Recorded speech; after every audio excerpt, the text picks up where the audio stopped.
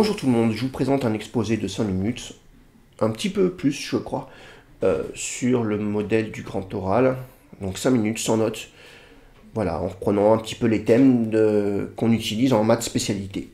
J'espère que la vidéo vous plaira. Faites-moi les retours. Bonjour tout le monde, je vous présente ma problématique. En quoi est-ce que la recherche des décimales de pi a-t-elle permis de faire progresser la science et les mathématiques plus particulièrement? Je me suis intéressé à cette problématique parce que, en tant qu'élève, j'utilise pi pour des problèmes de mesure. Donc, déterminer la circonférence d'un cercle ou la superficie d'un disque. C'est sans doute parce que c'est le nombre le plus populaire des mathématiques, il me semble, et il y avait un aspect historique, philosophique, qui m'intéressait, ça m'intéressait de creuser un petit peu ça.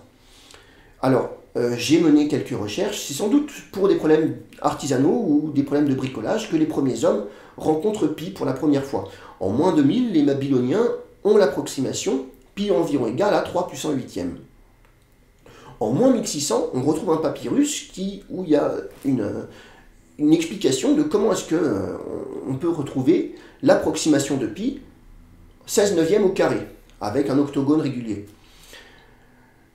Quelques temps plus tard, entre moins 500 et moins 300, l'ère des penseurs et des philosophes grecs, pour la première fois, les hommes vont se poser des questions autour de pi qui dépassent simplement l'objet de mesure. Par exemple, Anaxagore va se demander s'il est possible de carrer un cercle, c'est-à-dire peut-on dessiner un carré qui aurait même aire que l'aire d'un disque donné. Cette réponse-là, à cette question-là, on l'aura 23 siècles plus tard. Ça m'a vraiment intéressé de se dire qu'on s'est posé un problème et pendant 23 siècles, il est resté sans solution. Archimède, en moins 300 avant Jésus-Christ, se pose le problème, est-ce que pi est rationnel? Même s'il n'arrive pas à trouver une réponse à sa question, il va quand même trouver un processus itératif. C'est-à-dire qu'en réitérant plusieurs fois le processus, il va gagner à chaque fois des décimales à pi. Je crois que toutes les 5 itérations, il gagne 3 décimales. Quelque chose comme ça. Et donc, en termes modernes, on dirait qu'il a trouvé une suite qui converge vers pi. En fait, il va construire un polygone régulier à l'intérieur du cercle, et il va donc approcher la circonférence du cercle en trouvant de plus en plus de côtés à ce polygone régulier, en faisant tendre vers le nombre de côtés du polygone vers un plus grand nombre possible. En 1600, on connaît 15 décimales au nombre pi. Le mérite des mathématiciens, c'est d'avoir poussé la méthode d'Archimède jusqu'à trouver environ 15 décimales. Et là, on a une révolution dans le monde de pi. John Machin va trouver un processus itératif lui aussi, qui va permettre de gagner 1,4 chiffres en moyenne à chaque itération.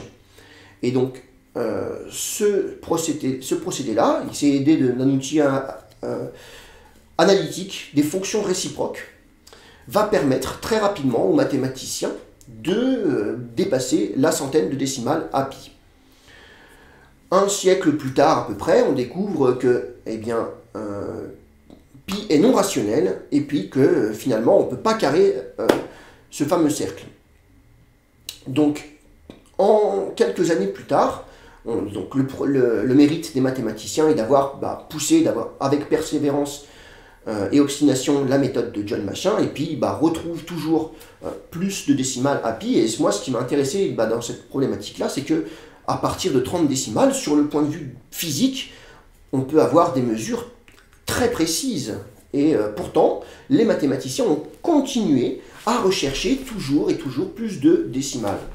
En 1945 arrive l'ère des premières machines, outils de calcul informatiques, qui permettent de calculer beaucoup plus vite qu'un homme ne peut le faire, et en réutilisant des procédés qui existent déjà, donc soit Archimède, soit John Machin, ou d'autres, on arrive aujourd'hui à connaître 31 000 milliards de décimales au nombre pi.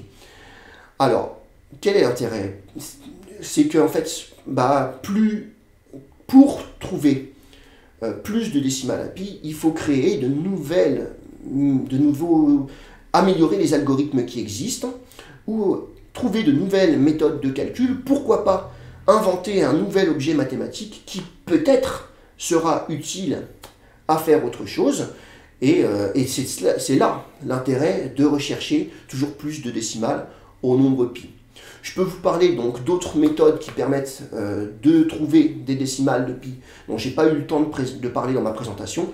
Je vous remercie de m'avoir écouté. Bonne journée.